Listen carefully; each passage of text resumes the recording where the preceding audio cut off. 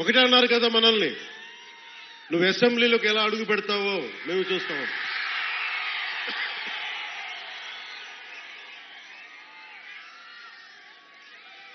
నువ్వు అసెంబ్లీలోకి ఎలా అడుగు పెడతావు, నువ్వు అసెంబ్లీ గేటును కూడా తాకలేవన్నారు. నేను ఎంత సీరియస్ గా తీసుకున్నా నాకు తెలియదు, నేను విన్నా వదిలేశా. కానీ మీరు ఇచ్చిన విజయం పిఠాపురంలో మీరు చాలా సీరియస్ గా తీసుకున్నారు. మా వర్మ గారు చెప్పారు, గేటు నెట్టుకొని రావడం కాదు, బద్దలు కొట్టుకొని వస్తాడు పవన్ కళ్యాణ్. మా వర్మ గారు చెప్పిన ఆ వ్యాఖ్యలే, ఆ ప్రొఫెసీయే నిజమైంది ఈ రోజున. మరి నాకు ఇంత ఘన విజయం ఇచ్చిన మీకు నేను ఎంత రుణగ్రస్తుణ్ణి. కన్నీరు తుడవలేని అధికారం ఎందుకు, నేను ఎప్పుడు చెప్తా ఉన్నా. నేను మీకు కష్టమైన క్లిష్టమైన పంచాయతీరాజ్ శాఖనే తీసుకున్నాను. చాలా మంది అడిగారు హోంశాఖ తీసుకోండి, లేదంటే ఫైనాన్స్ తీసుకోండి, లేదంటే రెవెన్యూ, ఇట్లాంటివన్నీ మాట్లాడుతున్నా. నాకేమొద్దు. ఈ రోడ్డు గ్రామ స్వరాజ్యం కోసం బాపూజీ కలలు కన్నారు. ఆ కలలు నెరవేర్చడం కోసం నేను పంచాయతీరాజ్ శాఖ తీసుకున్నాను. నేను ఒకటే చెప్పాను అధికార యంత్రాంగానికి అందరికీ మొట్టమొదటి మీటింగ్లో, నాకు లంచాలు అవసరం లేదు, మిమ్మల్ని ఎవరిని డబ్బులు అడగను. నేను ఈ కాంట్రాక్ట్ ఎవరికి ఇస్తున్నారని అడగను. కానీ నేను అడిగేదల్లా ఇచ్చిన కాంట్రాక్టర్ సవ్యంగా పనిచేస్తాడా లేదా, అదొకటే అడుగుతున్నా. అలాగే ముందస్తుగా చెప్పిన మీటింగ్లో, రివ్యూ మీటింగ్లో ఒకటే అడిగా, నేను ఇప్పుడు దాకా నా జీవితంలో నేను సంపాదించిన డబ్బు అకౌంట్లో కూడా ఎప్పుడు చూడడం.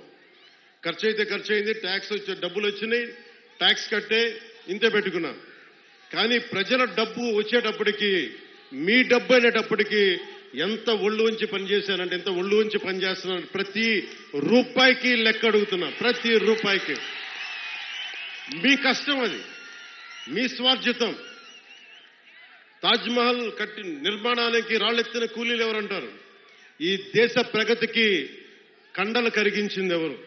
ఈ దేశ ప్రగతికి రక్తం మాంసాలని ధారపోసింది ఎవరు? అది ప్రజలు, అది మీరు. అందుకే నాకు బాధ్యత ఉంది. నేను మీకు ఈ రోజు నేను చెప్తా ఉన్నాను, ఆ రోజున ప్రమాణ స్వీకారం చేశాను. మొన్న మన కార్యకర్తల సమావేశంలో ప్రమాణ స్వీకారం చేశాను. ఎమ్మెల్యేగా నేను ఈరోజు మళ్ళీ మీ ముందు ప్రమాణ స్వీకారం చేస్తున్నాను. పవన్ కళ్యాణ్ అనే నేను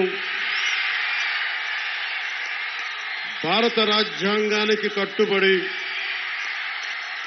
నన్ను అఖండ మెజారిటీతోటి గెలిపించిన నా పిఠాపురం పుర ప్రముఖులకు, పెద్దలకు, ప్రజలకు, యువకులకు, ఆడపడుచులకు, తల్లులకు, యువతులకు, ప్రతి ఒక్కరికి, అన్ని వర్గాల వారికి, ఎస్సీ, ఎస్టీ, బీసీ, ఓసీ, అన్ని మతాలు, ఇస్లాం, క్రిస్టియానిటీ, అన్ని కులస్తులందరికీ నేను హామీ ఇస్తున్నాను. మానవత్వాన్నే కాపాడుతాను, మీ అభ్యున్నతికే కష్టపడతాను.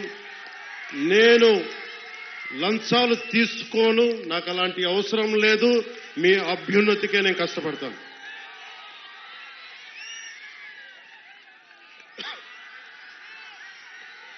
నేను చాలా రోజుల నుంచి మీకు చెప్తా ఉన్నా,